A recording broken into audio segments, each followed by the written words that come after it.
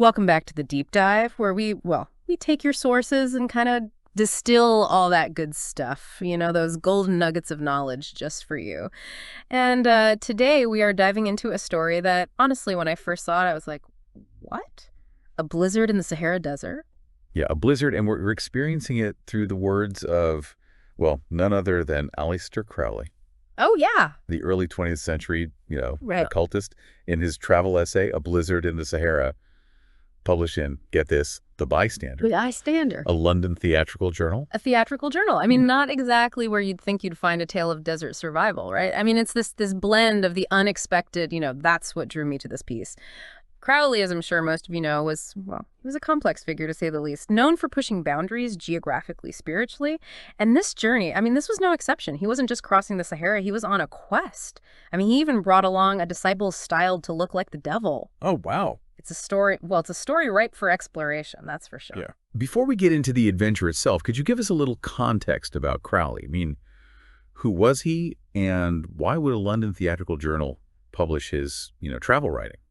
That's a great question. So for those unfamiliar, Crowley was a writer, a mountaineer, and really a key figure in the world of occultism. He was controversial even for his time, known for his unorthodox spiritual practices and his exploration of all things magic and mysticism. And his connection to the bystander is, well, it is interesting. He had written for them before on topics related to, his esoteric interests. Yeah. It seems they were willing to publish his work, perhaps recognizing, I don't know, the entertainment value of his unique perspective and experiences, even if they weren't, typical travel fare. Exactly. They saw the appeal of a story like this, a blizzard in the Sahara, especially coming from someone as colorful as Crowley, right? So now picture this, okay? Crowley, he's returning to the Sahara after a successful trip the previous year, and he's confident in the local saying, it never rains south of Sidi Isa. So he sets off with his disciple, Victor Neuburg, and they're headed for Sidi Khaled. That local saying, it never rains south of Sidi Isa. It speaks to this human tendency to believe in constants, even in environments as unpredictable as the desert. It's like tempting fate, isn't it? And as they journey, the desert seems to agree, at least initially. The trip starts off smoothly. They're enjoying the vast landscape, the clear skies, even some traditional couscous hospitality along the way. But this initial calm, it almost serves to heighten the impact of what happens next, right? Like the quiet before the storm. Yeah. Literally. Yeah, exactly. Enter the antagonist, a fierce northwest wind. This unexpected guest, he brings with him freezing temperatures and just relentless rain. It's like the Sahara suddenly decided to host a winter festival. And Crowley, with his, signature dry humor, describes their camel driver, caught completely unprepared, lamenting his lack of food, even though he never brings anyway. That contrast between Crowley's initial confidence and the reality of the situation, it's striking. It highlights the power of nature to disrupt even the most carefully laid plans. Yeah. Right. And it underscores the need for adaptability when facing, unforeseen challenges. It's a powerful reminder that even in places that seem unchanging, like the vast Sahara, that nature can throw us a curveball. And in this case, it's a curveball of icy rain and howling wind. You mentioned Crowley's humor in describing the camel driver.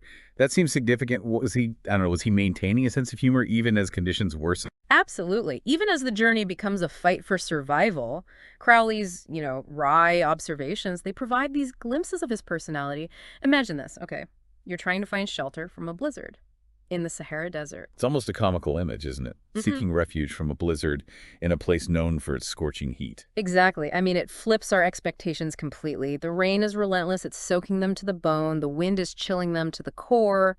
And their makeshift shelter, it offers little protection. Crowley's descriptions, I mean, they are so vivid, you can practically feel the icy wind and the soaking rain. It's a sensory experience, even for the reader. It really highlights that, the unpredictable nature of these extreme weather events, doesn't it? I mean, we tend to associate certain places with specific conditions, but nature often has its own agenda. Absolutely. And this blizzard, this wasn't just an inconvenience. It was a serious event.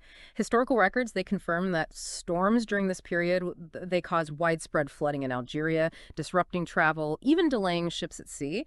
So Crowley's account, perhaps, embellished for literary effect, it was rooted in a real-life event. which makes his response even more intriguing. He Yeah. doesn't just passively endure the storm. He actively takes charge. Tell us more about that shift from observer to leader. Okay, so picture this. They're facing these brutal conditions, they're soaked, they're freezing, and their camel driver, well, let's just say he's less than helpful. Crowley, however, he doesn't despair. He takes the reins, literally. He guides the camels himself, using his map and compass to navigate through the blinding storm. It's a testament to his resilience, his ability to draw on his skills and experience even when faced with a completely unexpected situation.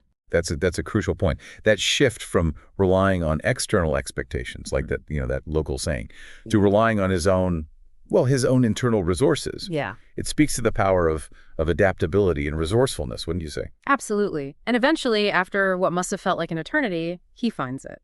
A large tree offering some semblance of shelter. He spends the entire night tending a fire, drying his clothes. But even then, he manages to create a bit of comfort amidst the chaos. He describes having coffee, potted pheasant, and Garibaldi biscuits. It's like a bizarre, albeit, luxurious camping trip gone wrong. That detail about the coffee, pheasant, and biscuits, it's fascinating. It suggests that even in a survival situation, he was, I don't know, attending to his well-being, not just physically, but mentally, creating a sense of normalcy, perhaps even a bit of enjoyment amidst the hardship. It's like he was refusing to let the storm completely dictate his experience. There's a stubborn determination there, a refusal to be completely defeated. And it's at this point, hunkered down under this tree, that Crowley has an almost mystical moment. Out of nowhere, he declares, the storm's over, even though there's no visible sign of it ending. And what do you know? He's right. Ah, the classic Crowley flair for the dramatic. But beyond the theatrics, is there something to be said for that intuition, that sense of hope, even when all signs point to the contrary? It makes you wonder, doesn't it? Was it intuition, sheer luck, or a bit of both? Whatever it was, the storm breaks, the sun rises, and the desert it's transformed. Crowley describes the sunrise as this breathtaking spectacle, a moment of awe and renewal after the darkness and chaos of the storm. It's like a metaphor for life, isn't it?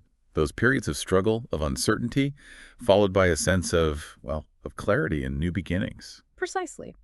Now, Crowley, he might have framed this experience as a personal triumph, highlighting his leadership, his intuition, even poking fun at his disciples' skepticism. But what's interesting to me is that even though Crowley, he might have exaggerated some of the details, but the core lessons of his experience, I mean, they resonate with something universal. It's about facing the unexpected, drawing upon the inner strength, and finding that glimmer of hope, even when things seem, bleak. I completely agree. His story goes beyond just surviving a blizzard. It's about navigating life's unexpected storms, those moments that throw us off course and challenge our assumptions. Exactly. And thinking back to Crowley's journey, what stands out to you as those essential tools for navigating the unexpected? What can we learn from his experience? Well, I mean, we've already touched on, adaptability, the willingness to let go of expectations and just adjust to the situation at hand. Remember, he initially relied on that local saying, it never rains south of Sidi Isa, but when the blizzard hit, he had to, I don't know, shift gears, reassess, adapt. Right. It's about recognizing that sometimes our preconceived notions, those comfortable beliefs we hold on to, they might not hold up in the face of reality. Hmm. And being able to pivot, adjust our course when needed. Exactly. And then there's resourcefulness. He didn't just, sit back and wait for the storm to pass. He actively sought solutions. He used his knowledge of the terrain, his compass, his skills to find shelter and navigate through the blizzard. It speaks to the importance of being proactive, of utilizing whatever resources we have at our disposal, both internal and external. And those resources, I mean, they aren't always tangible, are they? There's also that mental fortitude, that refusal to give in to despair.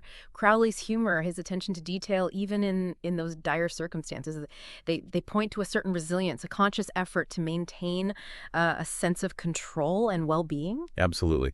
And that ties into another crucial element. Hope. Remember that moment when he declared the storm over, even though there was no, visible sign of it ending? It might have been intuition, luck, or maybe a bit of self-fulfilling prophecy. Hmm. But whatever it was, it speaks to the importance of holding on to hope, even when things seem darkest. Because hope can be a powerful motivator. It can fuel our resilience, push us to keep going even when we feel like giving up.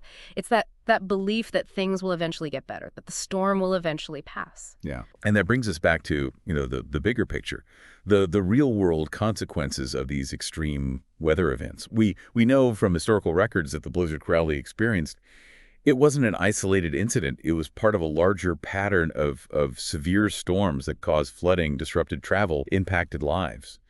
It's a reminder that even in places we consider predictable, nature can surprise us, and those surprises can have, far-reaching effects. It's a humbling thought, isn't it? That even with our best laid plans, our technology, our accumulated knowledge, we're still at the mercy of forces beyond our control. It is, but recognizing that, that doesn't have to be disempowering. In fact, it can be an invitation to approach life with a sense of humility, to acknowledge our limitations while also embracing our capacity for resilience and ingenuity.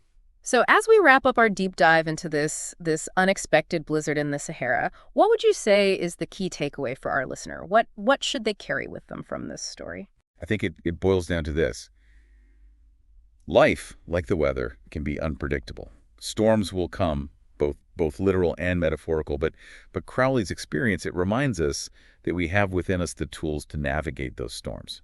Adaptability, resourcefulness, hope, and a dash of humor can go a long way in helping us weather those unexpected challenges and emerge perhaps a little battered, but ultimately stronger. Beautifully put. And who knows, maybe we can all channel a bit of that Crowley-esque confidence, Mhm. declare our own personal storms over and watch as the sun breaks through the clouds. It's worth a try, isn't it? Absolutely. And on that note, we conclude our deep dive for today. We hope this journey into the unexpected has left you with some valuable insights and a renewed appreciation for the power of resilience and hope. Until next time, keep exploring, keep questioning, and keep diving deep.